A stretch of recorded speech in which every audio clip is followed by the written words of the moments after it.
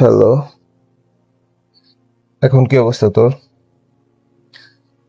আগের চেয়ে ভালো। এখন কি হাঁটতে পারিস? অল্প। ডাক্তার বেশি মুভমেন্ট করতে মানা করছে। নিজের খেয়াল রাখলে তো তোর হার্টে যে একটা ব্লক আছে এটা আগেই বুঝতে পারতি। নিজের তো কোনো যত্ন নেস না। বুঝতে পারি নাই। ভাবছিলাম গ্যাস্ট্রিকের ব্যথা।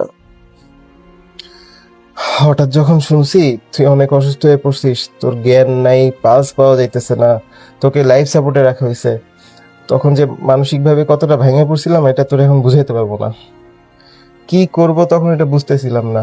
নাফিস ভাইরে ফোন দিছি, আয়েশা ভাবিরে ফোন দিছি। হ্যাঁ, ভাইয়া আয়েশা আমাকে বলছে তোর ফোন করার কথা।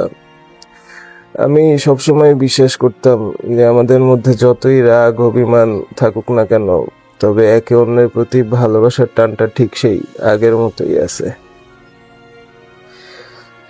আচ্ছা শোন, তুই আমার এখানে চলে আয়। আমেরিকাতে আমার অনেক ভালো ভালো ডাক্তারের সাথে পরিচয় আছে।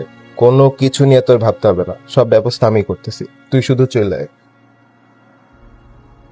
আগে আমাকে এইখান থেকে রিলিজ দিক, তারপর ডিসাইড করব থাইল্যান্ডে যাব নাকি তোর ওইখানে আসব। আসলে তোদের এই ভালোবাসা আর মানুষের দোয়ার জন্যই আমি মৃত্যুর মুখ থেকে এবার ফিরে আসতেছি। তোদেরকে অনেক ধন্যবাদ রে। কিসের ধন্যবাদ?